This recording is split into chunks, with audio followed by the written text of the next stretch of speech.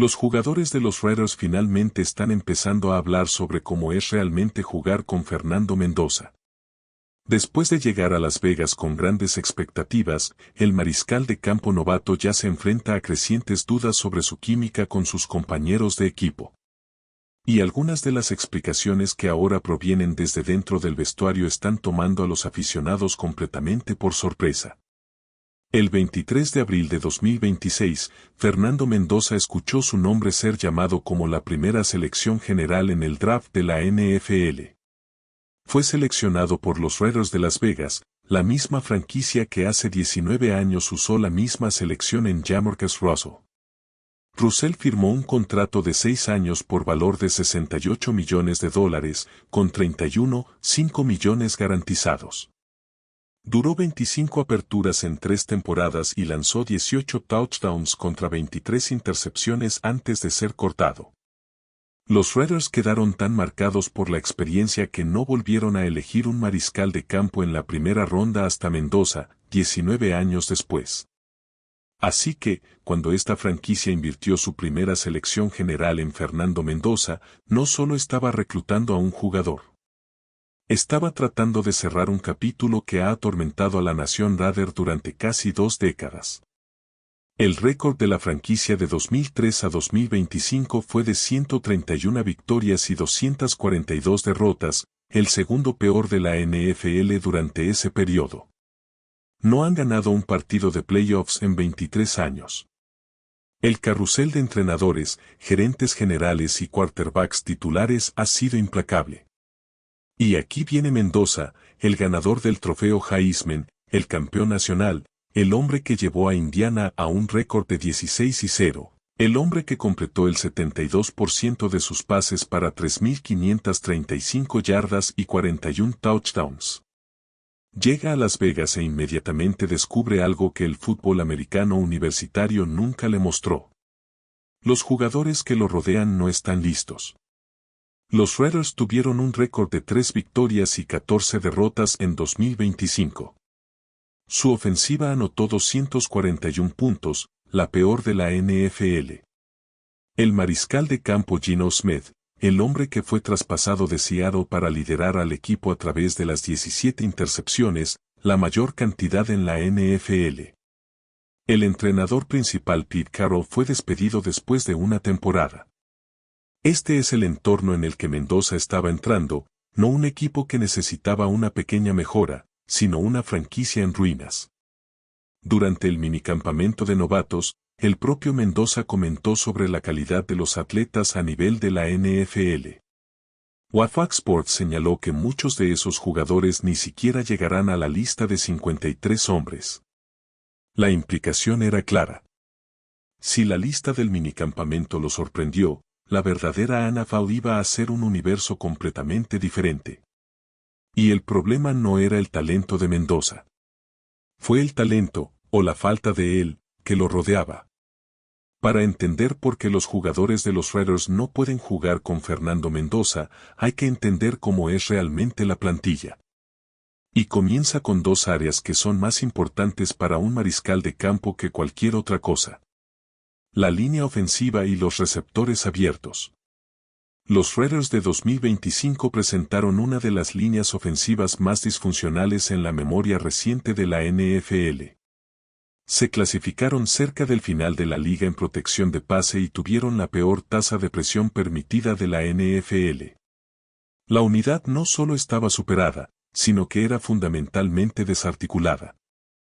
A finales de temporada surgieron informes de que los linieros celebraron reuniones sin entrenadores y trabajaron directamente con Geno Smith y Ashton Jantas en protecciones y ajustes porque habían perdido la fe en el cuerpo técnico. Un agente de un liniero ofensivo de los Raiders le dijo a ESPN que el grupo de la línea ofensiva se reunió varias veces por su cuenta, específicamente sin la presencia de los entrenadores. Así, el mariscal de campo y el corredor podrían discutir esquemas de bloqueo, algo que el agente dijo que nunca había visto antes en la NFL. En el centro de esta catástrofe estaba el entrenador de línea ofensiva Brandon Carroll, hijo del entrenador principal Pete Carroll. Las acusaciones de nepotismo fueron inmediatas y persistentes. Antes de llegar a Las Vegas, las unidades de línea ofensiva de Brandon Carroll no se clasificaron por encima del puesto 55 en la universidad. Y en su única temporada en Washington, quedaron en el puesto 48. Los resultados en Las Vegas fueron predeciblemente terribles. Jugadores clave cayeron. El tackle izquierdo Colton Miller se perdió desde la semana 4. Y el pick de segunda ronda Jackson Powers Johnson también se perdió la temporada. Pero las lesiones solo expusieron problemas estructurales más profundos. El cuerpo técnico también tuvo dificultades para desarrollar la clase de novatos de 2025 a pesar de haber invertido selecciones de tercera ronda consecutivas en el guardia Caleb Rogers y el tackle Charles Grant. Incluso el propio Pete Carroll reconoció el estado catastrófico de la línea después de su despido. Nos mataron. Nos mataron, dijo Carroll. Nuestros jugadores ofensivos de la línea delantera de los últimos 2 años, fuimos destrozados. Necesitábamos actualizar eso más de lo que lo hicimos. Carroll culpó a la gerencia por no invertir lo suficiente. Si bien los observadores señalaron que Carroll mismo optó por seguir jugando con veteranos en apuros en lugar de con los prometedores novatos hasta bien entrada la temporada. El nuevo régimen liderado por el gerente general John Spedak y el entrenador en jefe Clint Kubiak tomó medidas para abordar esto. La temporada baja trajo al centro Tyler Linderbaum en un movimiento significativo y se esperaba que el regreso de Miller y Powers Johnson de sus lesiones proporcionara un gran impulso. Pero 2 o 3 piezas no reconstruyen un muro que era el peor de la liga hace un año. La competencia por los puestos restantes en el 11 inicial sigue abierta y la unidad es, en el mejor de los casos, un trabajo en progreso. Y luego está la otra cara de la moneda, los hombres a los que se supone que Mendoza les lanzará el balón. ESPN identificó al receptor abierto como el mayor hueco en la plantilla de los Raiders de cara a 2026. La evaluación fue contundente. Los Raiders tienen receptores abiertos, pero ninguno está establecido como la opción número 1. Consideren dónde estaba la franquicia hace solo unos años. Davante Adams, uno de los mejores receptores del fútbol, había estado en este equipo. Fue traspasado a los New York Jets. Y la selección que recibieron los Raiders a cambio fue una de tercera ronda condicional que terminó siendo exactamente eso, una selección de mitad de ronda. Jacoby Meyers, quien había sido un receptor útil, también fue traspasado a Jacksonville durante la temporada 2025. Lo que quedó atrás fue una sala de receptores encabezada por Trey Tucker, quien atrapó 57 pases para 696 yardas y 5 touchdowns en su mejor temporada. Números que lo convertirían en un WR2 o WR3 en una plantilla competente. ESPN señaló que Tucker tuvo una puntuación de recepción de solo 29 sobre 100. Detrás de Tucker estaba Dante Thornton Jr., un monstruo físico con una velocidad vertiginosa, pero solo 10 recepciones en su temporada de novato. Jack Beck se encontraba en una etapa de desarrollo similar.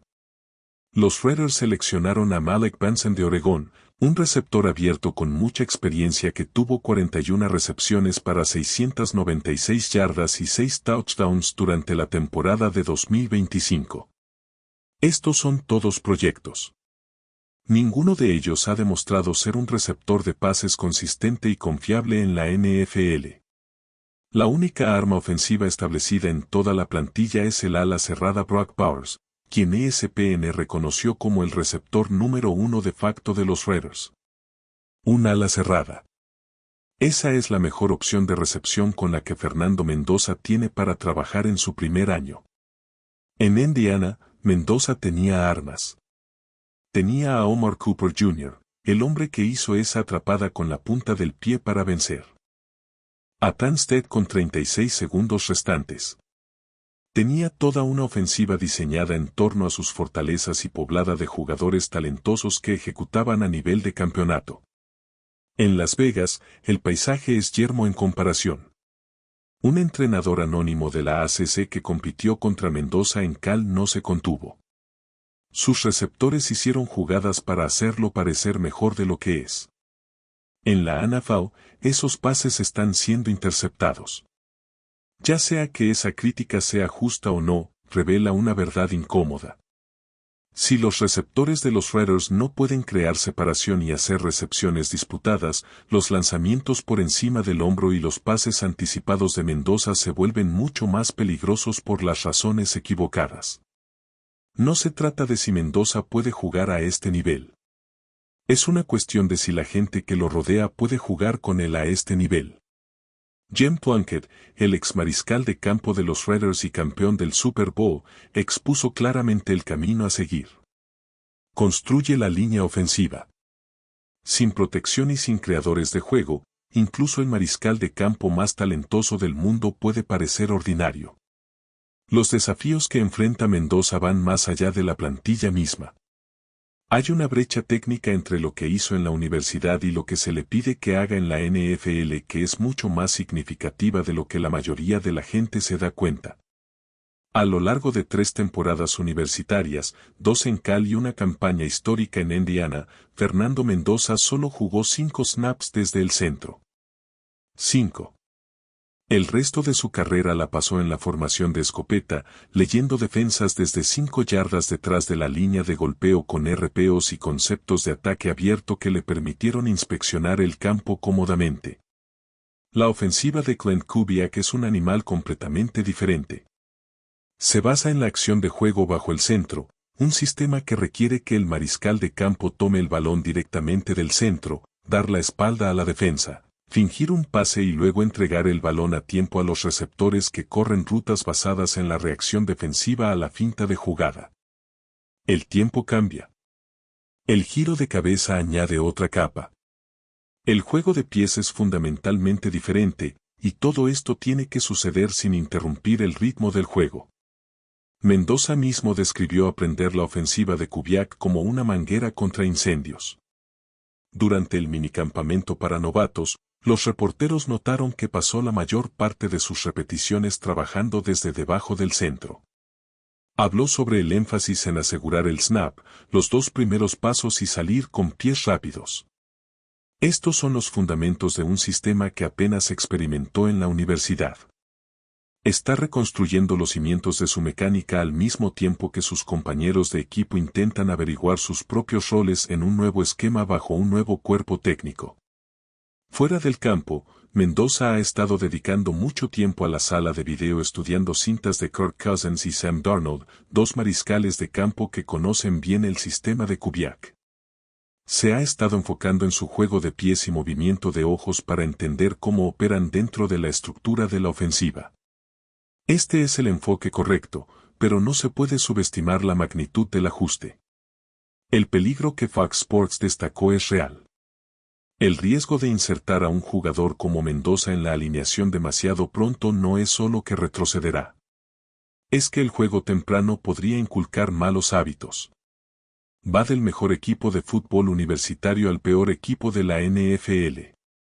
La velocidad del juego es diferente. Las ventanas están más ajustadas. Los esquemas defensivos son infinitamente más complejos. Y si a esa transición le sumas una línea ofensiva que no puede proteger, receptores que no pueden separarse y un sistema que está aprendiendo desde cero, la imagen se vuelve muy clara sobre por qué las personas que lo rodean podrían no estar equipadas para jugar junto a él en este momento. Precisamente por eso los Raiders ficharon a Kirk Cousins. El entrenador Kubiak ha dicho que idealmente no quiere que un novato comience desde el primer día y que Mendoza se sentaría y aprendería detrás de Cousins en un mundo perfecto. El propio Cousins reconoció la dinámica con una humildad que destacó. Honestamente, no quiero empezar a menos que sea la mejor opción y se lo dije a Klint. El mejor jugador debería jugar, pero la historia juega en contra incluso de los planes mejor trazados. De los 16 quarterbacks seleccionados en el número 1 general en los últimos 20 años, todos y cada uno de ellos fueron titulares en su temporada de novato. 12 de ellos comenzaron en la primera semana. Todos los 6 quarterbacks seleccionados en primer lugar en los últimos 6 años jugaron en la primera semana. La presión para que juegue Mendoza será enorme, esté o no listo el equipo para él. A través de todo esto, quizás el argumento más convincente para que Mendoza tenga éxito donde otros fracasarían es la trayectoria de su propia vida. Este no es un jugador al que le hayan dado nada. Fernando Mendoza nació en Boston y creció en Miami. Originalmente se comprometió con Yale, la escuela de la Ivy League. Solo cuando otro recluta se cambió de Cal a UCLA se abrió un puesto y Mendoza firmó con California. Se tomó un año sabático en 2022, luego obtuvo su primera titularidad a mitad de la temporada 2023 contra Oregon State. Era un recluta de 3 estrellas de la escuela secundaria Christopher Columbus en Miami, que nunca se suponía que estuviera aquí. Después de 2 temporadas en Cal, donde mostró competencia pero no estrellato, Mendoza ingresó al portal de transferencias el 11 de diciembre de 2024. Los fanáticos de Cal lo llamaron traidor. Mendoza mismo describió la experiencia como oscura y solitaria. Fue muy duro dejar a todos mis amigos en Cal, y fue humillante algunos de los rumores y mentiras que se dijeron sobre mí. Estuvo a punto de llamar al entrenador de Georgia, Kirby Smart, para comprometerse con los Bulldogs, pero Indiana lo llamó. Su hermano Alberto ya estaba en Bloomington. Y detrás de escena, el multimillonario exalumno de Indiana, Mark Cuban, proporcionó el dinero de Neil para ayudar a cerrar el trato. Lo que sucedió después fue la mayor transformación en una sola temporada en la historia del fútbol universitario moderno. Mendoza llevó a Indiana a un campeonato de la Big Ten, el primero de la escuela desde 1967, una temporada perfecta de 16-0 y el primer campeonato nacional del programa. Completó el 72% de sus pases para 3.535 yardas y 41 touchdowns. Lideró la FBS en touchdowns de pase y registró una proporción de touchdowns a intercepciones de 8.0 en el College Football Playoff. Ganó el trofeo Heisman, el premio Walter Camp, el premio Maxwell, el premio Debbie O'Brien y el jugador de fútbol universitario del año de la AP. Se convirtió en el tercer jugador en la era del draft común, junto a Joe Burrow y Cam Newton, en ganar el Heisman, un campeonato nacional y ser seleccionado primero en el draft siguiente. Este es un hombre que ya ha superado la adversidad antes. Se graduó de la High School of Business de Berkeley mientras jugaba al fútbol. Su madre, Elsa, vive con esclerosis múltiple y Mendoza ha recaudado dinero para la investigación de la EM creando platos en restaurantes locales de las ciudades universitarias donde ha estudiado. Es defensor de la Sociedad Nacional de Esclerosis Múltiple e incorpora la misa diaria a su rutina del día del partido.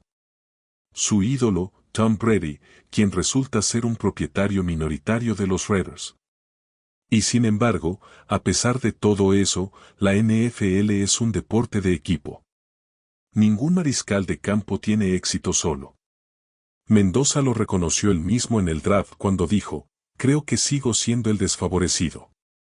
No soy uno de los 32 quarterbacks en este momento. Él sabe cómo es la carretera. No espera que le entreguen el trono, pero el edificio que lo rodea necesita ir a su encuentro. Y.